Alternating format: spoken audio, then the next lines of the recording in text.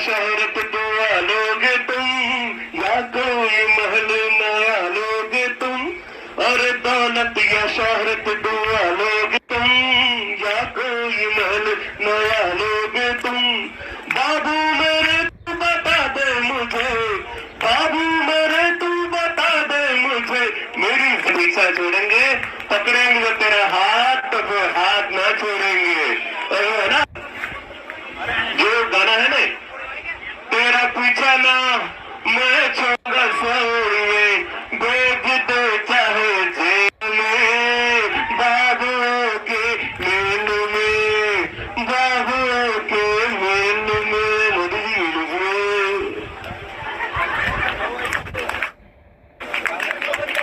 धन्यवाद। भाई विकी कालरा, विकी पहले बोलता था कि मेरे को मोदी जी नंबर नहीं देते, माइक नहीं देते, माइक देते, अब तो ऐसे मुकाम पे पहुंच गया कि माइक झपट के खरीद लेता है। पेपर जोरदार तालियां विकी कालरा के लिए दूं। और अगले वक्त हमारे एक और अमरान संकारी भाई सुखविंदर सिंह, पंचायत राज चूरू के साथ एक बार जोरदार तालियां भाई सुखविंदर सिंह के लिए।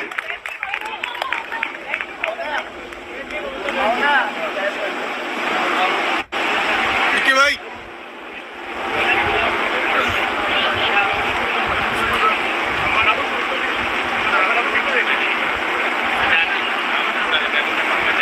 मेरे मंच पर बैठे हुए अमन सिंह भाइयों को मैं तहे दिल से हार्दिक अभिनंदन करता हूँ और धन्यवाद देता हूँ। आपका बहुमूल्य और आप बगैर खाए पिए सॉरी, मेरे कहने का मतलब ये है कि मैं प्रवक्ता नहीं हूँ, लेकिन धीरे धीरे मेरे मोदी भाई पीएम जैसे हैं, उन्होंने मुझे शक्ति प्रदान की है कल बोलने की।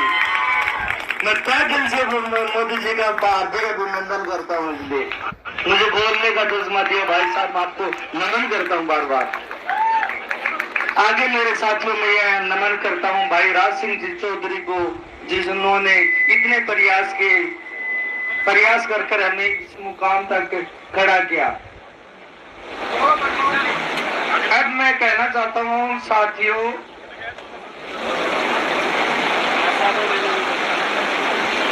कि हमारे सभी वार्तालाप हो चुके हैं, लेकिन रिजल्ट आना भी बाकी है।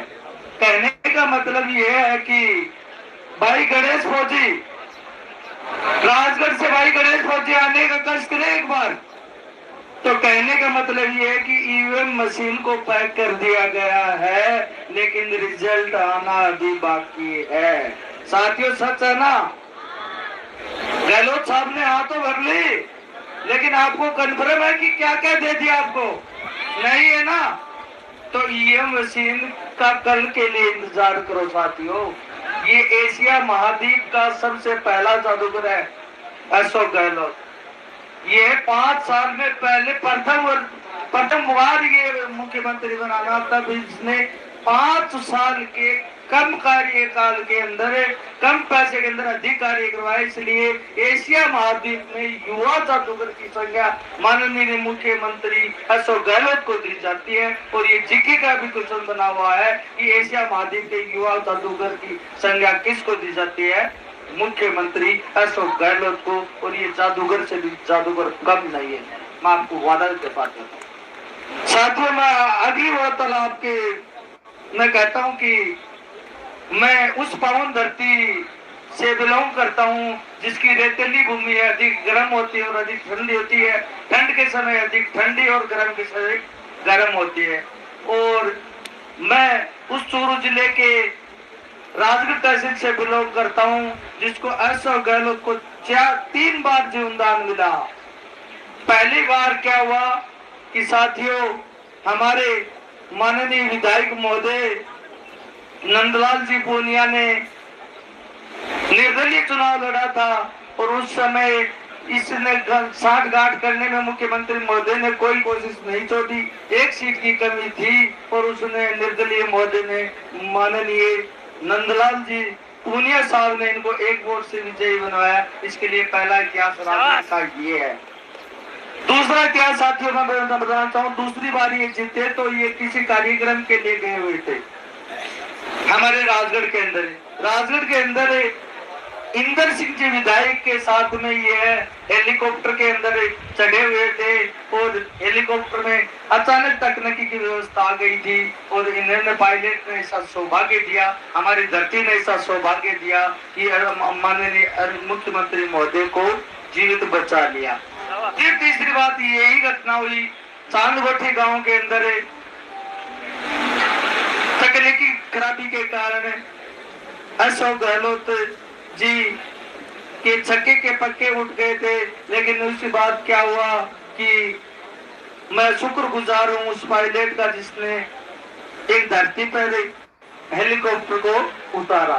तो मेरे कहने का मतलब यह है कि साथियों, हमारा ड्राइवर है राज सिंह जी चौहान, तो वो ड्राइवर ऐसा कच्चा वच्चा ड्राइवर नहीं है, अरे वो बस का ड्राइवर नहीं है, अरे तेरे हेलीकॉप्टर को भी चला के रख देगा। मैं भाई राज सिंह चौधरी को हेलीकॉप्टर चलाने के लिए बार बार धन्यवाद देता हूँ। क्योंकि साथियों क्यों चला देगा, उसका हेलीकॉप्टर चला दिया ना भाई साहब ने, क्या इनकी औकात नहीं है? राज सिंह चौधरी के लिए बोल रहा हूं मैं, चलाए ना हेलीकॉप्टर उनका। वो तो क्या कहते हैं गाड़ी का ड्राइवर नहीं है, ड्राइवर कमजोर है। देखो ना राज सिंह चौधरी की करामात, भाई मोदी जी की करामात, मंत्री महोदय की करामात। तो साथियों मैं यही कहना चाहता हूं कि अब मैं ड्राइवर की बात करता हूं। ड्राइवर वाली बात हो गई, इसके बाद में आज चिकित्सा अधिकारी हमारे पास पहुंचे, उन्होंने मेरी बीपी चेक करी साथियों, तो मेरी बीपी बढ़ती हुई बताई।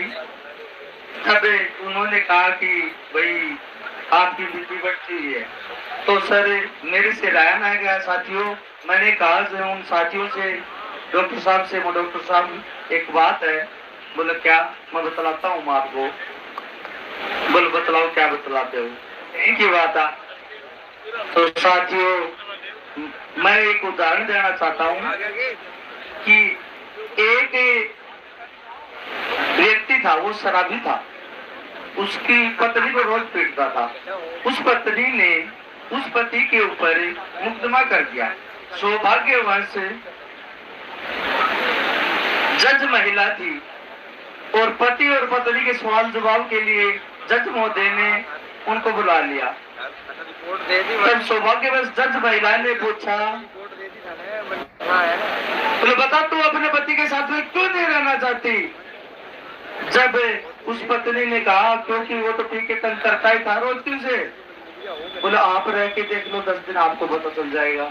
तब मैंने डॉक्टर साहब को ये कहा कि डॉक्टर साहब आप यहाँ आके बैठ के देख लो और पानी के अंदर जा देख लो, पानी के अंदर पानी पी के देख लो कि आपकी दिलों में हो जाएगी क्या। तो अब साथियों मैं कल के लिए इंतजार करता हूँ। इससे पहले मैंने एक छोटा मोटा सा भजन प्रस्तुत किया है, जिसमें किसी प्रकार की कोई त्रुटि हो तो मैं क्षमा का व्यक्ति हूँ। मैं तो क्या वक्ता तो नहीं, आपके चरणों के धूल के समान हूँ। लेकिन भाई मोदी जी को फिर से मैं आश्वासन देता हूँ कि मोदी जी ने मुझे बोलने का वक्तव्य दिया और आपका बहुमूल्य समय दिया, इसलिए मोदी जी को एक बार जोरदार तालियां मोदी जी के लिए। भाई मोदी जी जिंदाबाद, भाई राज सिंह जी, भाई महामंत्री वीरेंद्र। चलो साथियों धन्यवाद। और मैं कहना चाहूंगा एक बार जोरदार तालियों से भाई सरदार भाई साहब का, जिन्होंने अपना अमूल्य समय देकर रिटायरमेंट के बाद में भी आपका कंठ पाड़ के आपके नारे लगवाए। एक बार जोरदार भाई साहब, सरदार भाई साहब के लिए। इनका रिटायरमेंट 2022 में हो चुका था साथियों, लेकिन अब भी ये अपने बाबू के लगन के लिए यहाँ खड़े हुए हैं। रोजाना नहा धो के यहाँ आते हैं, अपनी स्कूटी का तेल जलाते हैं। इसके लिए एक बार इसके हुसन और जज्बे के लिए एक बार जोरदार तालियां।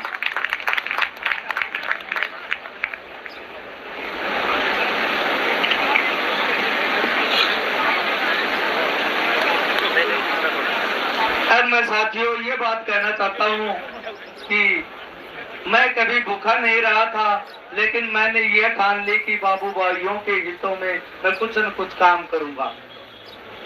तो इसलिए और तो मेरे से कुछ हो नहीं सका, मैंने सोचा कि क्यों ना तू आमरण अनशन पे बैठ जा, मरेगा तो तेरे बाबुल भाई साथी तुझे याद तो करेंगे, साथ जिएंगे साथ मरेंगे, ये मेरे भाई विकी कादरा साहब कहते हैं। इसके इनके लिए बहुत जोरदार तालियां इनके लिए भी, क्योंकि इनका भी कहना सही है कि अपनी मांगे स्वीकार हो जाएंगी, इसलिए साथ जिएंगे साथ मरेंगे और साथ ही रहेंगे। इसलिए एक छोटा सा भजन प्रस्तुत करना चाहता हूँ, क्योंकि वो हरियाणी भाषा के अंदर है, आपको समझ में नहीं आएगा। जिन जिन साथियों को समझ में आ जाए तो ठीक है।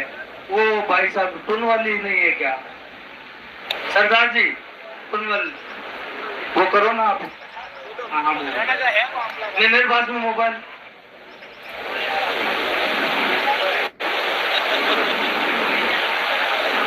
लगा दो एक बार, आप वाले मोबाइल भी लगा दो, वो तरह से लेके हैं।